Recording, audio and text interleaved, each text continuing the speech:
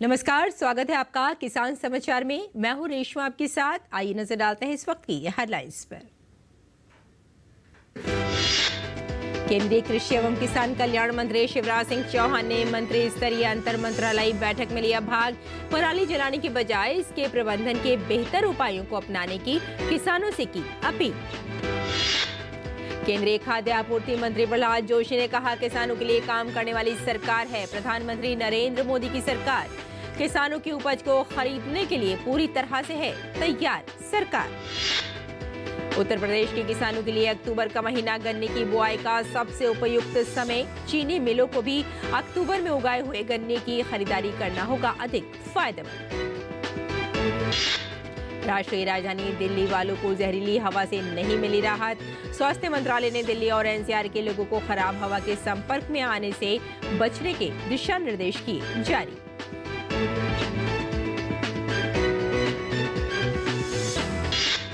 दक्षिणी कर्नाटक में मूसलाधार बारिश की आशंका। मौसम विभाग ने बताया, अरुणाचल प्रदेश, असम, मेघालय, नागालैंड, मणिपुर, मिजोरम, त्रिपुरा और गोवा में कल हो सकती है तेज बारिश।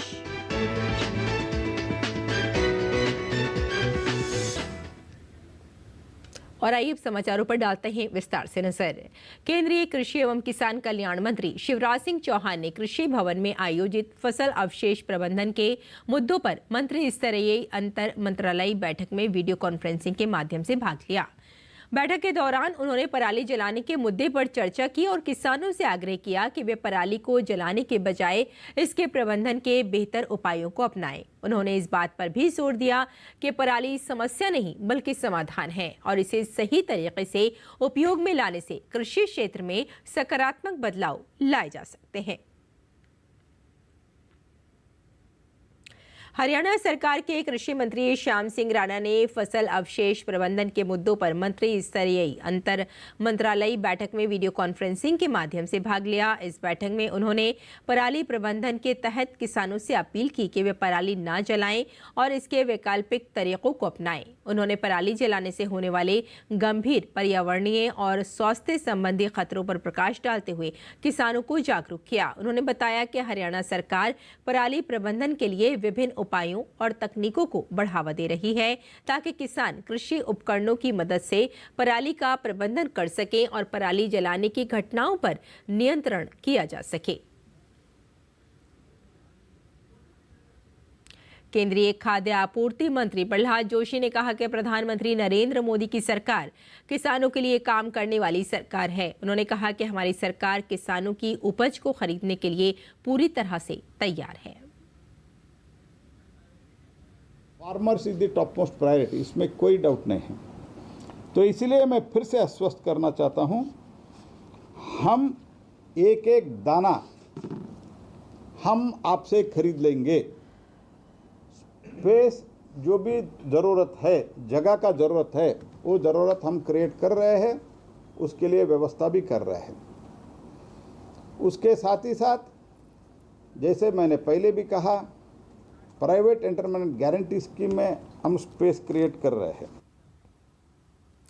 और सरसों की खेती और मधुमक्खी पालन एक दूसरे का पूरक है। दोनों को एक दूसरे से फायदा मिलता है। किसान यदि मधुमक्खी पालन के साथ सरसों की खेती करें तो कम लागत में डबल मुनाफा कमा सकते हैं। सरसों के खेत के आसपास मधुमक्खी पालन से सरसों की उपज क्षमता में 25% वृद्धि हो जाती है। विशेषज्ञों ने बताया कि किसान मधुमक्खी पालन से भी अच्छी आमदनी कर सकते हैं। इसके लिए किसानों को लगातार प्रेरित भी किया जा रहा है। किसान सरसों की खेती के साथ साथ व्यवसायिक दृष्टिकोण से मधुमक्खी पालन भी करें। इससे किसान ज्यादा लाभ कमा सकते हैं। मधुमक्खी पालन एक प्राचीन व्यवसाय है जो पर्यावरण और कृषि दोनों के लिए काफी फायदेमंद होता है। यदि किसान भाई सरसों के साथ मधुमक्खी पालन करते हैं तो सरसों की उत्पादन 25 से 30% तक बढ़ जाती है। मधुमक्खी के द्वारा पर्यावरण या खेतों में परागन यानी पॉलिनेशन का कार्य बड़े पैमाने पर सरसों के खेत में किया जाता है। इससे सरसों की जबरदस्त पैदावार होती है। साथ ही किसान शहर उत्पाद के जरिए भी तगड़ी कमाई कर सकते हैं। किसान सरसों खेत के मेढ़ों पर मधुमक्खी का बॉक्स रखकर प्रति बॉक्स 25 से 30 किलोग्राम शहद का भी उत्पादन कर सकते हैं, जिसका घरेलू और वैश्विक बाजार में काफी मूल्य मिल जाता है। उन्होंने बताया कि किसानों को ये पता नहीं होता कि मधुमक्खी फसल की प्रजनन क्रिया में महत्वपूर्ण भूमिका निभाती है। बिहार के मुंगेर समेत देश के कई कृषि विज्ञान केंद्रों में मधुमक्खी पालक बनने के लिए 3 कोर्स कराए जा रहे हैं। किसान यहां से ट्रेनिंग लेकर मधुमक्खी पालन कर सकते हैं और इससे अच्छी कमाई भी कर सकते हैं।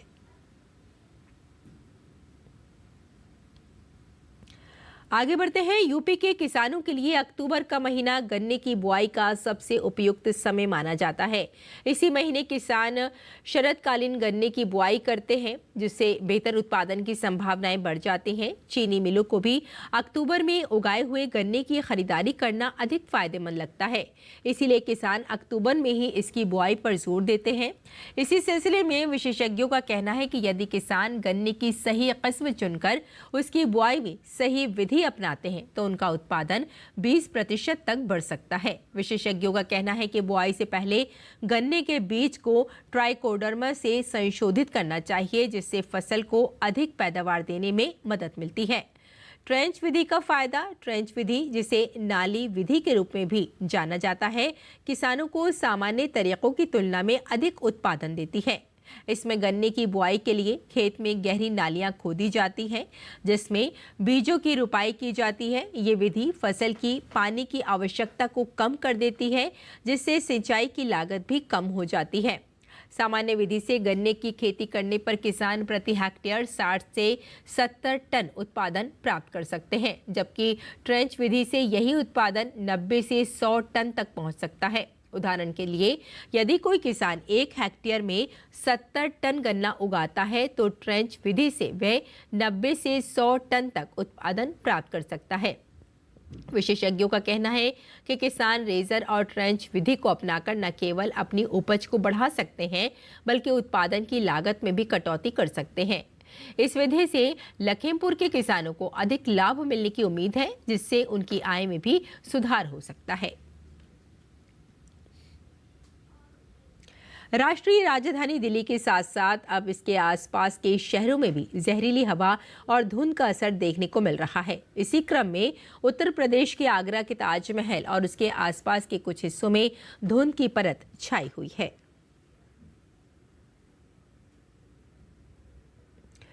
राष्ट्रीय राजधानी दिल्ली में जहरीली हवा से कोई राहत नहीं मिल रही है। कई स्थानों पर AQI 350 के पार पहुंच गया है। मोनका और सोनिया विहार में AQI 366 दर्ज किया गया है। वजीरपुर के इलाके में AQI 362 पर पहुंचा। पंजाबी बाग के आसपास AQI 358, वहीं अक्षरधाम इलाके और आनंद विहार में भी AQI 357 खराब श्रेणी में ये बना हुआ है। मंदिर मार्ग में AQI 231 दर्ज किया गया। आज सुबह से ही पूरे इलाकों में स्मॉग की परत देखी जा रही है। वहीं स्वास्थ्य मंत्रालय ने दिल्ली और NCR के लोगों को खराब हवा के संपर्क में आने से बचने के दिशा निर्देश दिए हैं। प्रदूषण बढ़ने की वजह से लोगों की सेहत पर भी असर पड़ने लगा है। घरों के बाहर लोगों को सांस लेने में दिक्कत हो रही है और आंखों में जलन महसूस हो रही है।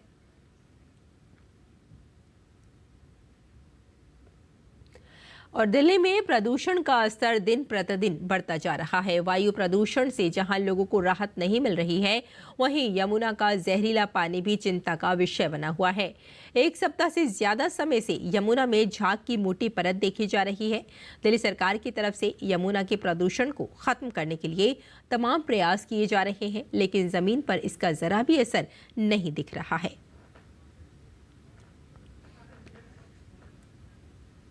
खाद्य प्रसंस्करण उद्योग केंद्रीय राज्य मंत्री रवनीत सिंह बिट्टू ने पंजाब सरकार पर खाद्य स्टोरेज स्पेस विकसित करने में ढील करने का आरोप लगाया है।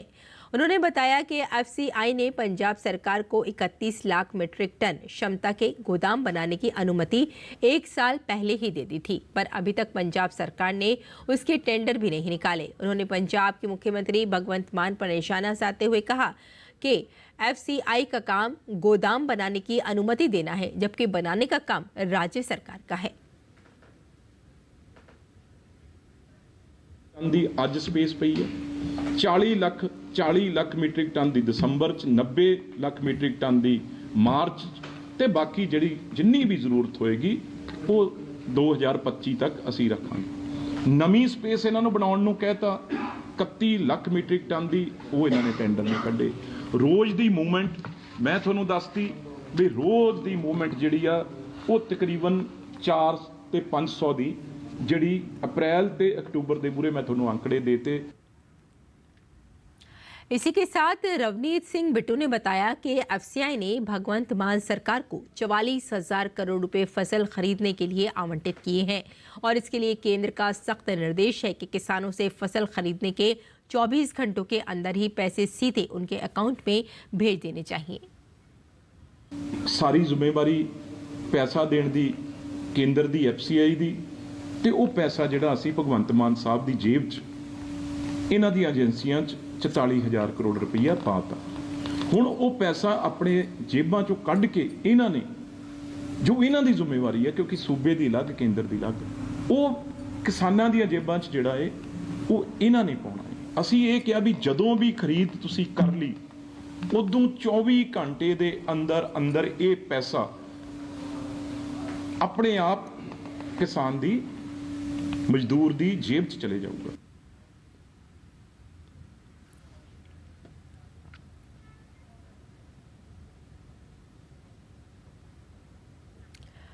और केंद्रीय उपभोक्ता मामले, खाद्य एवं सार्वजनिक वितरण मंत्री तथा नवीन एवं नवीकरणीय ऊर्जा मंत्री प्रहलाद जोशी ने पंजाब राज्य में निर्बाध धान और कस्टम मिल्ड चावल CMR की अधिप्राप्ति सुनिश्चित करने के लिए केंद्र सरकार द्वारा उठाए गए उपायों पर एक प्रेस कॉन्फ्रेंस की। मंत्री ने दोहराया कि खरीफ विपणन सीजन KMS 2024-25 के लिए निर्धारित 185 LMT का लक्ष्य पूरी तरह हासिल किया जाएगा। मंत्री जी ने यह भी घोषणा की कि चावल मिल मालिकों की शिकायत निवारण के लिए एक ऑनलाइन पोर्टल शीघ्र ही लॉन्च किया जाएगा ताकि हितधारकों के सामने आने वाली किसी भी कठिनाई का तुरंत समाधान किया जा सके।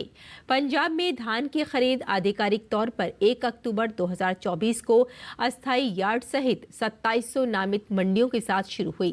सितंबर में भारी बारिश और धान में नमी की मात्रा अधिक होने के कारण कटाई और खरीद में थोड़ी देरी हुई। हालांकि देर में शुरू होने के बावजूद राज्य अब नवंबर 2024 तक 185 LMT धान खरीद के अपने लक्ष्य को हासिल करने की राह पर है। 26 अक्टूबर 2024 तक मंडियों में 54.5 LMT आवक में से 50 LMT धान की प्रापण की जा चुकी है। केंद्रीय खाद्य आपूर्ति मंत्री प्रहलाद जोशी ने कहा कि प्रधानमंत्री नरेंद्र मोदी की सरकार किसानों के लिए काम करने वाली सरकार है। उन्होंने कहा कि हमारी सरकार किसानों की उपज को खरीदने के लिए पूरी तरह से तैयार है। मोदी जी के सरकार the farmers is the top most priority, इसमें कोई डाउट नहीं है। तो इसलिए मैं फिर से आश्वस्त करना चाहता हूं, हम एक एक दाना हम आपसे खरीद लेंगे। स्पेस जो भी ज़रूरत है, जगह का ज़रूरत है, वो ज़रूरत हम क्रिएट कर रहे हैं, उसके लिए व्यवस्था भी कर रहे हैं। उसके साथ ही साथ जैसे मैंने पहले भी कहा, प्राइवेट एंटरप्रेन्योर गारंटी स्कीम में हम स्पेस क्रिएट कर रहे हैं। और उत्तर प्रदेश के कृषि मंत्री सूर्य प्रताप शाही ने जनपद देवरिया के विधानसभा क्षेत्र पथरदेवा के ग्राम पंकहा में RAD योजना अंतर्गत एक दिवसीय प्रशिक्षण कार्यक्रम में शामिल हुए। कृषि मंत्री ने प्रशिक्षण कार्यक्रम में किसान बंधुओं को संबोधित किया। वहीं इस मौके पर सूर्य प्रताप शाही ने किसानों में निःशुल्क सरसों, चना, मटर, मसूर के उन्नत बीजों की मिनी किट वितरित की। साथ ही भारत सरकार की माली मदद से चलने वाली RKVI रफ्तार RAD योजना के अंतर्गत कृषकों को मधुमक्खी पालने के लिए बी बॉक्स भी दिया गया।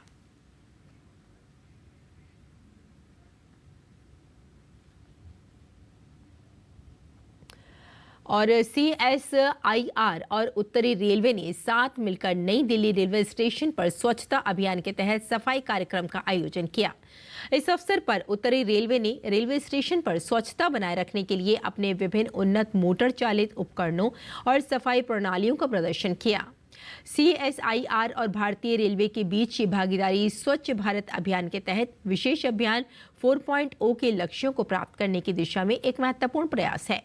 कार्यक्रम के दौरान नई दिल्ली रेलवे स्टेशन के सफाई मित्रों को CSIR द्वारा सम्मानित किया गया। वहीं पर्यावरणीय स्थिरता को बढ़ावा देने के लिए CSIR के महानिदेशक और DSIR के सचिव डॉक्टर N कलाईसेल्वी ने एक वृक्षारोपण अभियान का भी नेतृत्व किया। ये प्रयास CSIR की चल रही पहल प्लांट फॉर मदर और एक पेड़ मां के नाम के साथ जुड़ा हुआ था, जिसका उद्देश्य हरित क्षेत्र को बढ़ाना और पारिस्थितिक संतुलन को बढ़ावा देना है। कार्यक्रम में उत्तरी रेलवे के अधिकारियों के अलावा CSIR के वैज्ञानिक, उप नोडल अधिकारी और अन्य गणमान्य व्यक्ति शामिल हुए। कर्नाटक में वक्फ बोर्ड के दावे ने किसानों की चिंता बढ़ा दी है। बीजापुर जिले के 10 नए तालुकों को नोटिस जारी कर बोर्ड ने किसानों की जमीन को अपना बताया है। जिस जमीन पर वर्षों से किसान खेती कर रहे हैं, वक्फ बोर्ड उसे अपना बता रहा है। इतना ही नहीं, जमीन के मालिकाना हक से जुड़े दस्तावेजों में भी वक्फ का नाम शामिल किया गया है। जमीन पर मालिकाना हक न होने की वजह से किसान को जमीन पर कृषि ऋण भी नहीं मिल पा रहा है। वक्फ बोर्ड के इस दावे के बाद किसानों के सामने मुसीबत खड़ी हो गई है। भाजपा ने देश भर में वक्फ बोर्ड की संपत्तियों की जांच की मांग की है। बीजापुर में एक तहसील के अंदर 1200 एकड़ लैंड को ये कब्जा कर रहा है। कौन? ये वक्फ बोर्ड। वक्फ बोर्ड के आस्ती है, इसलिए वो हमारे को चाहिए बोल के नोटिस दिए हैं। DC ऑफिस से नोटिस गए हैं। और एक मिनिस्टर जमीर अहमद वो बोल रहा है नहीं, वो किसान का होगा, किसका भी होगा, देखेंगे हम, वो वक्फ बोर्ड का असेट होगा, इसलिए वो नोटिस दिया है।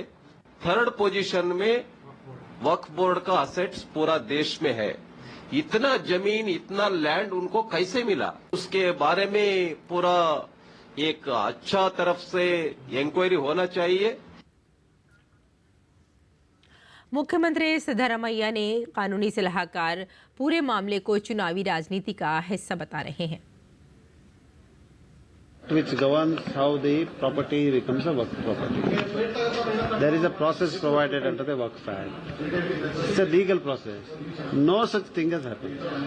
The way he is projecting it. Every time there is some kind of electoral or elections, they come up with these kind of divisive statements.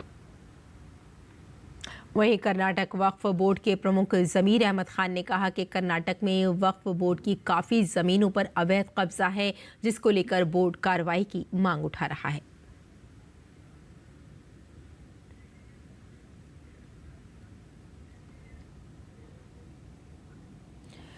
फिलहाल आगे बढ़ते हैं। मौसम विभाग ने दक्षिणी कर्नाटक में मूसलाधार बारिश की आशंका व्यक्त की है। मौसम विभाग ने बताया कि अरुणाचल प्रदेश, असम, मेघालय, नागालैंड, मणिपुर, मिजोरम, त्रिपुरा और गोवा में कल तेज बारिश हो सकती है। मौसम विभाग ने कोंकण, गोवा, महाराष्ट्र, केरल, तमिलनाडु, लक्षद्वीप, पुडुचेरी और कराईकल में इस सप्ताह हल्की से मध्यम वर्षा की संभावना व्यक्त की है। मौसम विभाग ने अगले 2-3 दिनों के दौरान गुजरात, मध्य प्रदेश और महाराष्ट्र के शेष हिस्सों से दक्षिण पश्चिम मानसून की वापसी के लिए अनुकूल परिस्थितियों की आशंका भी व्यक्त की है। वहीं राजधानी दिल्ली की बात की जाए तो भले ही अक्टूबर का महीना खत्म होने जा रहा है, लेकिन अभी तक सर्दियों ने पूरी तरह से दस्तक नहीं दी है। राजधानी दिल्ली में दिन के समय अभी भी गर्माहट बनी हुई है। और किसान इस मौसम में कैसे रखें अपनी खेती का ख्याल, आइए जान लेते हैं।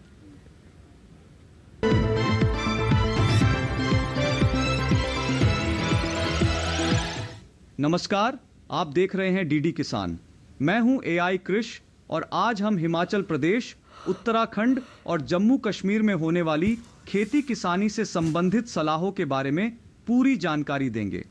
मौसम को ध्यान में रखते हुए हिमाचल प्रदेश के किसान लहसुन और मटर की बुवाई कर लें। साथ ही यहाँ के किसान अभी के समय प्याज की बुवाई कर सकते हैं। हिमाचल के किसान शिमला मिर्च की तुड़ाई कर लें। यहाँ के किसान फूल गोभी और पत्ता गोभी की रोपाई करें। साथ ही हिमाचल में ब्रोकली की रोपाई भी कर लें किसान।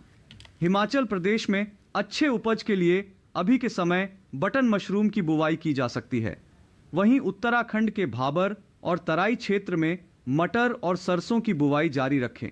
यहाँ के किसान बरसीम की बुवाई पूरी कर लें। पहाड़ी क्षेत्र में सोयाबीन की कटाई जारी रखें। उत्तराखंड के किसान भी इस समय प्याज और लहसुन की बुवाई कर सकते हैं। किसान भाई प्याज की नर्सरी की उचित देखभाल करें, अधिक सिंचाई से बचें। उत्तराखंड के किसान शरदकालीन गन्ने की बुवाई कर सकते हैं। यहाँ के किसान गेहूं और जौ की बुवाई भी जारी रखें। उत्तराखंड में पकी हुई दलहनी फसल को काटकर सुखा लें। फसल को सुखाने के 2 से 3 दिन बाद सुरक्षित स्थान पर भंडारित करें।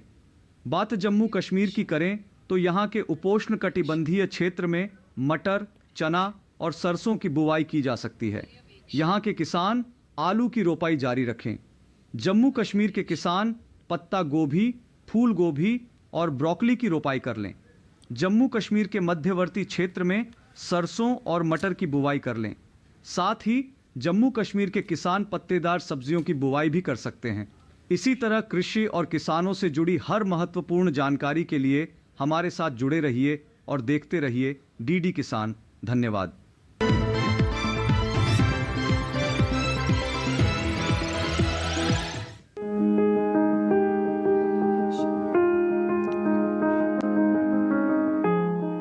ब्रोकली फूल गोभी की ही एक किस्म है। आम गोभी का फूल जहाँ सफेद होता है, वहीं इसके फूल का रंग हरा होता है। इस कारण इसे हरी गोभी भी कहते हैं। ब्रोकली की खेती फूल गोभी की तरह ही की जाती है। इसकी पौध भी फूल गोभी की तरह दिखती है, लेकिन फूल गोभी के एक पौधे से एक ही फूल मिलता है, जबकि ब्रोकली के पौधे से मुख्य गुच्छा काटने के बाद भी अलग शाखाएं निकलती हैं और बाद में इनसे भी छोटे छोटे फूल मिलते हैं। इस समय कुछ जगह किसान खेतों में ब्रोकली की रोपाई कर सकते हैं। बुआई के लिए सबसे पहले अपने खेतों को जोतकर तैयार कर लें। खरपतवार को पूरी तरह से निकालकर साफ कर लें। 1 हेक्टेयर में बुआई के लिए ब्रोकली के 400 से 500 ग्राम बीज काफी रहते हैं। उर्वरक की बात करें तो 1 हेक्टेयर रकबे के लिए 120 किलो नाइट्रोजन, 60 किलो फास्फोरस और 60 किलो पोटेशियम युक्त उर्वरक इस्तेमाल करें। रोपाई करते समय कतार से कतार की दूरी 60 सेंटीमीटर रखें।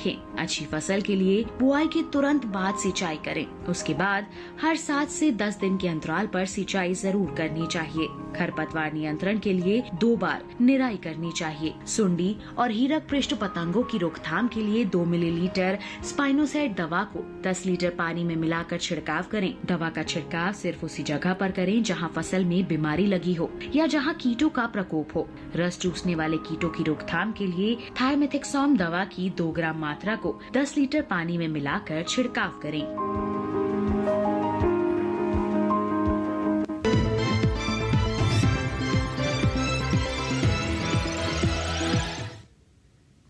और खेती किसानी के साथ साथ आइए नजर डाल लेते हैं कुछ और महत्वपूर्ण खबरों पर। खास खबर में प्रधानमंत्री नरेंद्र मोदी और स्पेन के प्रधानमंत्री पेड्रो सांचेज ने Tata advance system limited TASL परिसर में C-295 विमान के निर्माण के लिए टाटा एयरक्राफ्ट कॉम्प्लेक्स का उद्घाटन किया। प्रधानमंत्री नरेंद्र मोदी और स्पेन के प्रधानमंत्री पेड्रो सांचेज के बीच वडोदरा में प्रतिनिधि मंडल स्तरीय वार्ता हुई। दोनों नेताओं के बीच तमाम अहम मुद्दों पर बातचीत हुई। भारत और स्पेन के बीच घनिष्ठ और मैत्रीपूर्ण संबंध है। महाराष्ट्र विधानसभा चुनाव के लिए पर्यवेक्षक की भूमिका निभा रहे कांग्रेस नेता भूपेश बघेल ने नामांकन और बाकी बीच बची सीटों को लेकर बात की। उन्होंने कहा कि टिकट वितरण का कार्य अंतिम चरण में है। महाविकास अघाड़ी और उसके सहयोगी दल शरद पवार की एनसीपी खींचतान के दौर से गुजर रही है। मुंबई में उनकी पार्टी के नेता जितेंद्र अवहाद और पार्टी के राज्य अल्पसंख्यक उपाध्यक्ष यूनुस शेख के बीच पार्टी के चुनाव घोषणा पत्र की किताब को लेकर हाथापाई हो गई। झारखंड विधानसभा चुनाव के लिए बीजेपी ने एक और सूची जारी की है। बीजेपी ने 2 और उम्मीदवारों के नामों की घोषणा की है। बरहेट से गमालियल हेम्ब्रम और टुंडी से विकास मेहतो को टिकट मिला है। झारखंड में भाजपा के चुनाव के सह प्रभारी हेमंत बिस्वा ने झारखंड में एनआरसी लागू करने पर बयान दिया और कहा कि चुनाव के बाद उनकी सरकार संथाल परगना में एनआरसी लागू करेगी और घुसपैठियों को बाहर करेगी। लखनऊ में पुलिस कस्टडी में मोहित पांडे की मौत के मामले में सीएम योगी आदित्यनाथ ने पीड़ित परिवार से मुलाकात की। इस दौरान मुख्यमंत्री ने पीड़ित परिवार को 10 लाख रुपए आवास, बच्चों की निःशुल्क शिक्षा व शासन की योजनाओं का लाभ दिलाने का निर्देश दिया। सार्वजनिक जीवन में ईमानदारी को बढ़ावा देने और भ्रष्टाचार मुक्त समाज हासिल करने के लिए आज से देश भर में सतर्कता जागरूकता सप्ताह मनाया जा रहा है। सप्ताह के दौरान भ्रष्ट आचरण के खिलाफ जागरूकता पैदा करने के लिए कई समारोह आयोजित किए जाएंगे। दक्षिण पूर्वी दिल्ली के बटला हाउस इलाके में जामिया नगर थाने के एसएचओ के साथ बदसलूकी का मामला सामने आया है, जहां गश्त पर निकले एसएचओ को एक बाइक सवार पिता पुत्र ने पीट दिया। नई दिल्ली के भारत मंडपम में नौसेना प्रमुख एडमिरल दिनेश त्रिपाठी ने स्वावलंबन 2024 एक्सपो का उद्घाटन किया। इस कार्यक्रम में सशस्त्र बलों, नवाचार, भागीदारों और भारतीय उद्योग के स्वदेशीकरण प्रयासों को प्रदर्शित किया जा रहा है। तो किसान समाचार में फिलहाल इतना ही। अनुमति दें। नमस्कार।